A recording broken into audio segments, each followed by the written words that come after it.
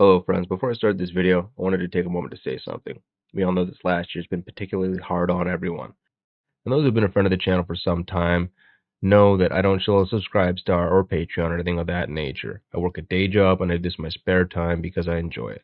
They also know I've got a massive soft spot for animal rescues and shelters.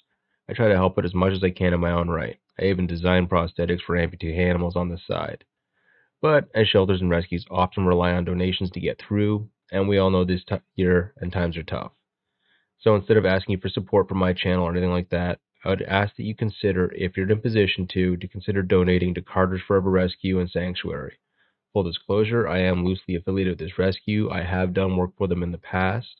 That shouldn't change the fact that rescues and sanctuaries change the lives of many, not just for dogs, but for people too. And with recent hard times, donations are getting harder to come by. So even if you're not in a position to donate money, please, just sharing the link is more than enough to get the message out, and that all these links are in this description and the pinned comment down below. Thank you for your time. I appreciate it, and the dogs do too. Enjoy the video.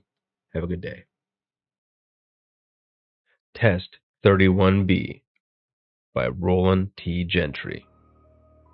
I opened my eyes and had no recollection of how I became to be sitting at that table with three complete strangers. The room was divided into quadrants by a force field, with one man occupying a slice of the round steel table. Behind each man was a closed door. Each man's legs were bound to the legs of his chair, and the chairs were bolted to the floor. Before each of us, molded into the table, were a green button and a white button. With short haircuts and grim faces, the others looked like soldiers. Feeling the top of my head, hair bristling, I assume I looked the same. A synthesized female voice filled the room. Certain parts of your memory have been blocked for this test. Following the test, it will be restored. One of two scenarios has been selected at random. Scenario 1. One of you is an android, and the other three are human. Scenario 2. One of you is human, the other three are androids. She paused, and we waited to hear the rules of the game. The green button will release a neurotoxin, killing every human in the room. The white button will detonate an electromagnetic pulse, destroying every android in the room. You may begin.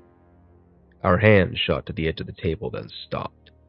I had no memories of who I was, and guessed it was the same with the others. Looking around the table, I quickly made eye contact.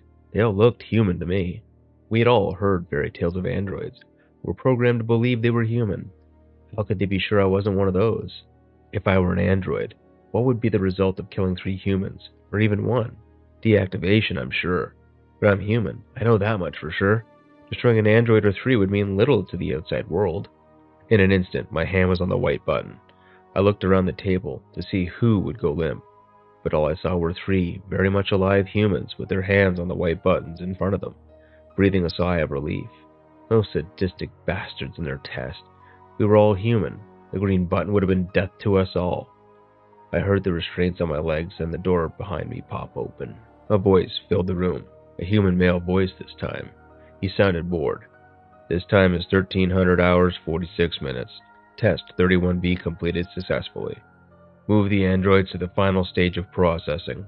Two men in white jumpsuits picked me up under my arms, lifting me to my feet. I said to the man holding my right arm, "But if we're all androids, then shouldn't we be deactivated?" "You can tell him," the man on my left said. They'll wipe their memories again before shipping them out to the front.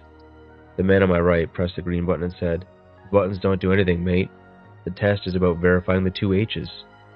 Isn't that what Dr. Bristol's always prattling on about?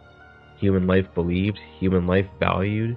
The army can't very well have a bunch of robots throwing themselves into the line of fire or shooting their superior officers, now can they?" "I suppose not," I said, as they led me away to the final stage of processing.